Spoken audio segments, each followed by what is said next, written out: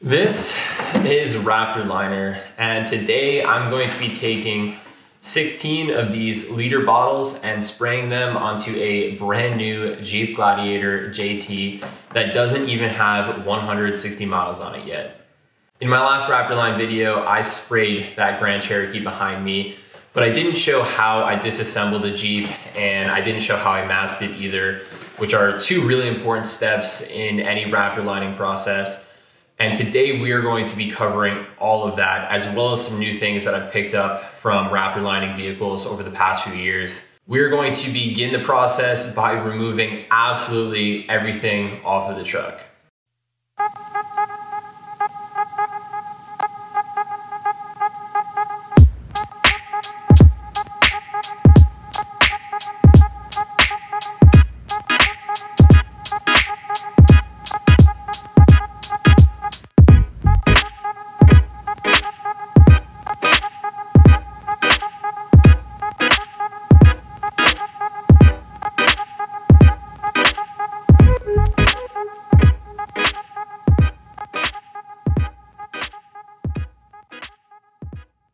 So you'll see right outside of the Jeep, we have all of the fenders, the grille parts, the front cowl where the windshield wipers sit, as well as the side cowls and the gas door.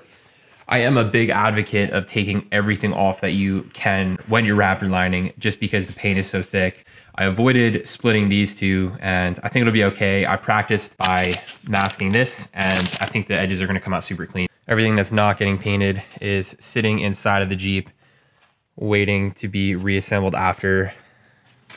And obviously there is no sign of a bed over here.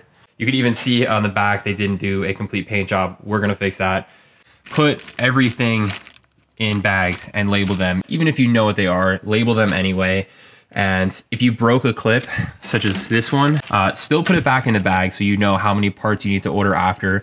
And then down here, we just have the bed bolts, the toolkit that comes with the Jeep. This is the antenna, and then over here is where I have the headlights, but those are out for the retrofit right now. Speaking of the headlights being out, I'm not sure if I mentioned it previously, but they are getting an HID retrofit done. We're gonna have the HID retrofit Raptor Liner, halos, and demon eyes going in there.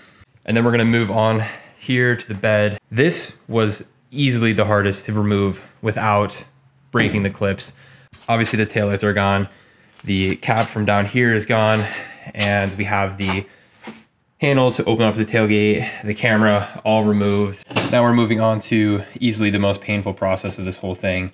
We're gonna be masking it. I like to use this frog tape, and you're gonna wanna use plastic instead of masking paper everywhere. Trust me, that is gonna save you a lot of time and a headache. I'm gonna show you on the rear fender how to kind of slip the tape in between these really tight edges. It has this protective film over it that you certainly don't want to miss. Rocks are going to get kicked up, but you don't need to worry about that with Raptor Liner. So the way I've been doing it is on a straight section like this. Start with it on the side that you're not going to be masking. So we're obviously going to be painting this glossed edge there. Put it over like that.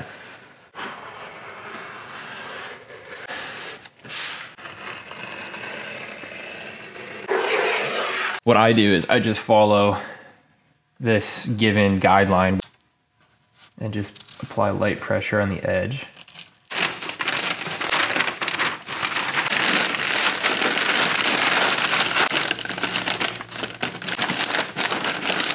One last thing I'm gonna do, I'm just gonna try and tuck the edge of the tape. On the grill, we wanna keep this plastic the way it looks now. It's gonna look better under hood. So we're just gonna tape all the way across here, and there's a gasket that goes on top of this that seals the hood when the hood goes down anyway. All right, if you're worried about curves that are like this one on the corner here, where the line just doesn't look that good because you're using a thicker tape, you can always use this. Look at that. So that's a much nicer curve. There's not going to be any bunching up, and it'll come out a lot nicer in the end. All of the fenders and the grille are done. They look really good. It's gonna get some really nice fine lines for the paint, and we're gonna move over to the bed of the truck now. Okay.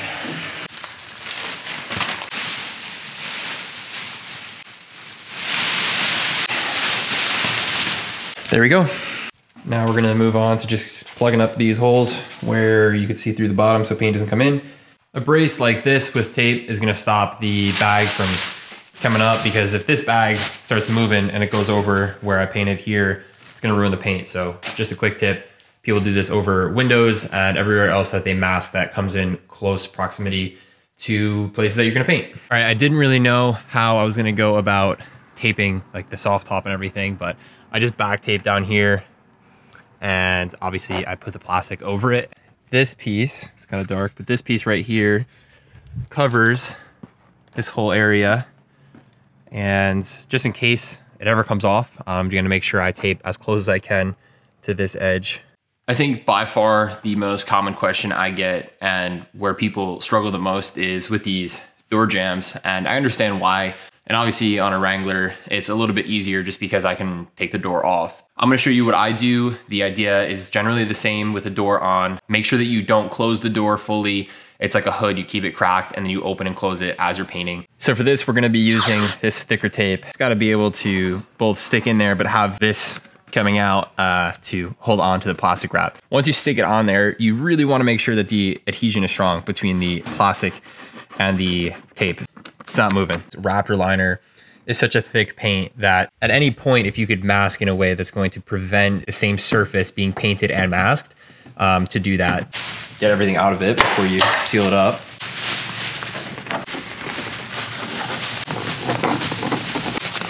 There you go. I was specifically instructed to not remove or paint over these decals here that show your tire size and PSI. Put it down, make sure it goes on flat. We're gonna use this super sharp blade following the edge. I wouldn't do that if you're gonna paint it with something other than Raptor. Any small scratches made are going to disappear. I'm gonna tell you guys right now that you're gonna have to remove your weather stripping no matter what if you want the best finish possible. Right off the bat, you can see we kind of have an issue here where we have a window. So we have to get that out of there, and that comes with the weather stripping. Wiggle up and then put it down. It's attached at the door handle still, so it's all good. Now I like to start at the corner, and then it comes out real easily. Rotate this down carefully, don't force anything.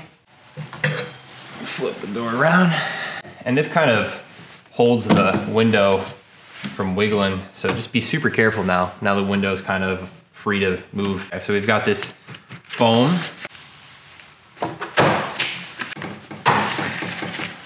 If your pins ever separate, that's okay. They just go back in. This just has its own channel. You remove that, pull the channel.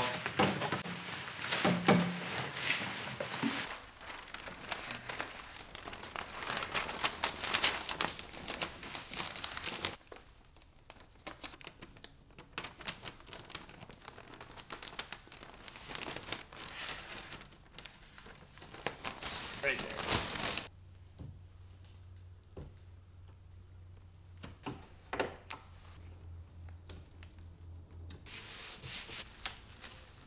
That pretty much sums up the door there. I have the rest done behind it, and we could finally move on to sanding everything and getting ready for paint. As with absolutely everything I do when it comes to Jeeps, that took about a week longer than expected. We came out really successful. Everything is off the Jeep and it's gonna come out amazing. I know that. Next up is gonna be prepping the surfaces. And so we're gonna start with the metal because we're using epoxy primer only on the metal. But being that we have a lot of surface cover here, I was just thinking there's gotta be a way to make this a little bit easier, to make it go by a little quicker. Oh, well why don't you use the Eastwood SCT? Nah, I'm kidding guys. I just wanted to show off my girlfriend a little bit. Yeah, we're gonna be using the Eastwood SCT, which is the surface conditioning tool. This thing is badass, and if you've ever seen Eastwood, this is one of their most popular items right now. Matt over at Eastwood was really helpful in getting me this. He had this thing shipped over in, I wanna say like 3 days max, maybe 2. But that being said, this thing is gonna take it down to bare metal in some places, and you don't wanna do that if you're not gonna be using any primer beforehand. Raptor Liner does not do that well on bare metal or rust. Yeah, we're gonna have to do some edge work first, and then we'll get into this. Because you pull the tape up on the surface that we're obviously painting here, we wanna make sure that the adhesion is the best, as close as you can get. And obviously if you were to use the SCT on this, it's going to ruin the edge of the tape. So you don't wanna use that. You could use any sandpaper, but I'm using 80 grit because the more mechanical adhesion, the better. And then I'm gonna clean it again. And then on every edge, everywhere that touches tape, I'm gonna use the adhesion promoter. For these hinges here, I was kind of lost because that seems like something that's pretty tough, but I do have a sandblaster, so I'm going to be sandblasting and I'll show you how quick this is. This thing is absolutely insane. You have your dial here to pick the speeds, pull the trigger, let it do its thing. And I thought it was gonna be too much to get close to the tape, but this thing is pretty easy to control. It's called the contour for a reason. And so it's able to do like all of this so quickly.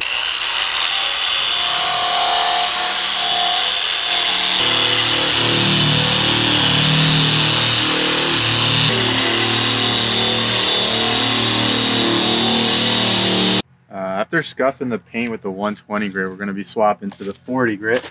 See if we can remove some of this adhesive left over.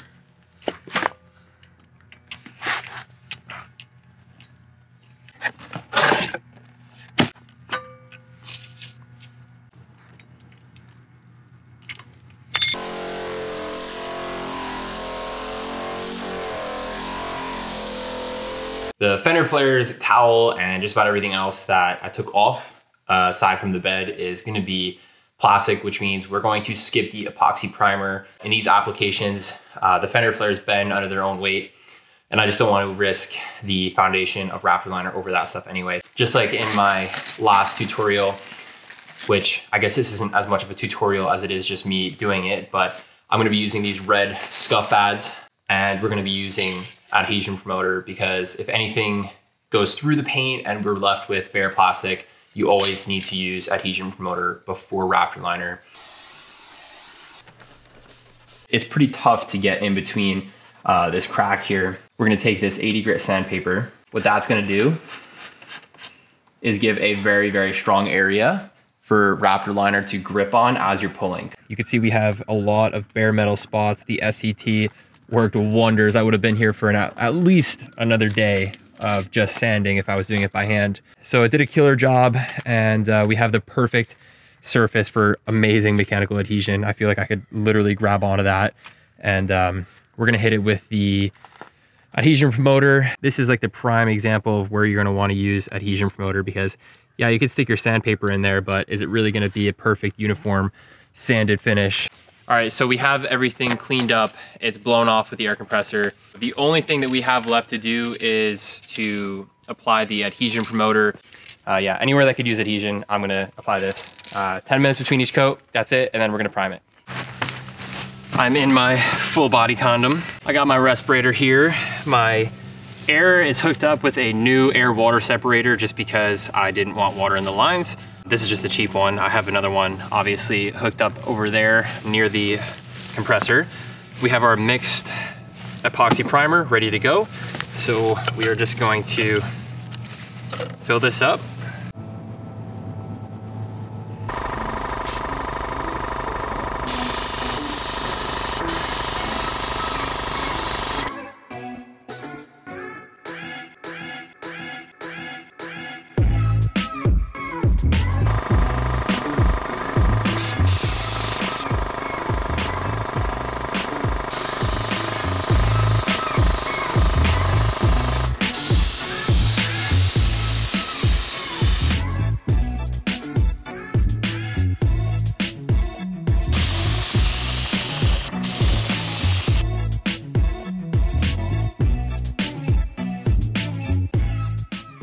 I can never escape the clogged guns.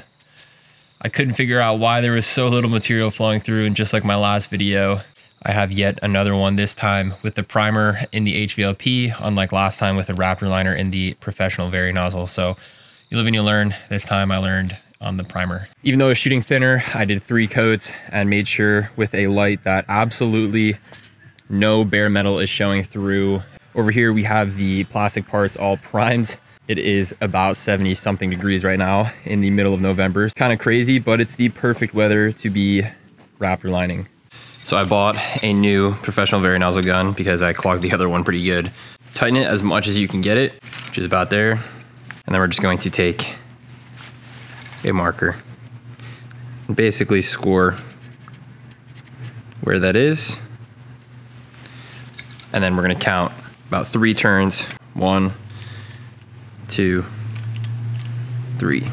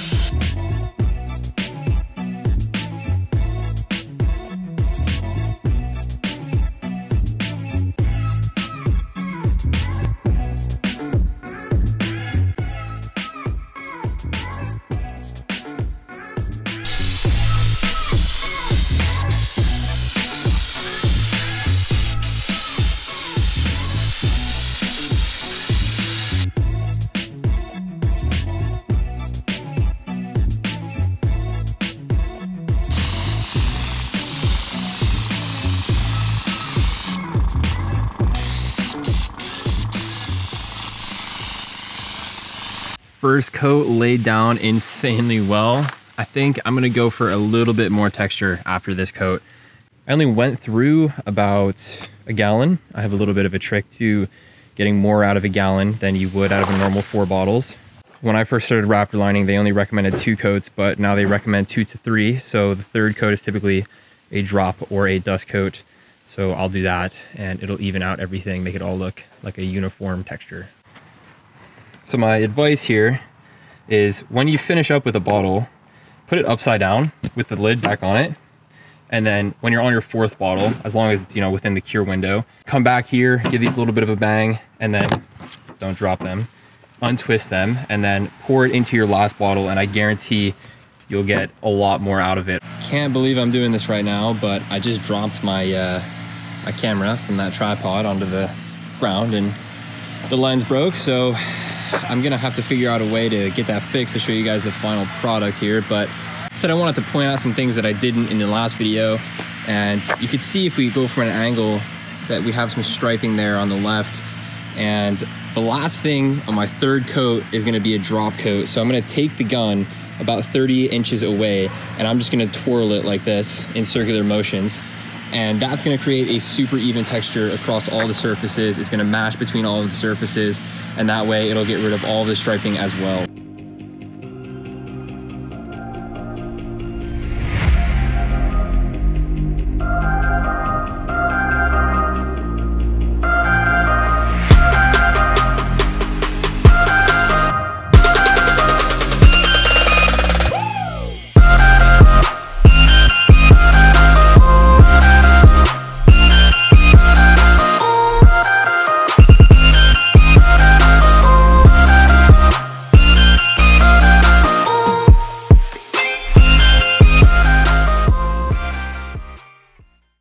That just about wraps up our 2nd Raptor line project that we've done on this channel. A huge shout out to Paul, who trusted me to Raptor line his entire JT as we showed in this video, and I hope he loves it. And another massive shout out to Eastwood sending me the SCT. That tool allowed me to film this entire project because with the time I saved in sanding and doing the prep work, I was able to allot that to the filming. And as always, just like in the last video, I'm answering any and all comments. If you have any questions, I will make sure I answer them. And I will see you guys on the next one.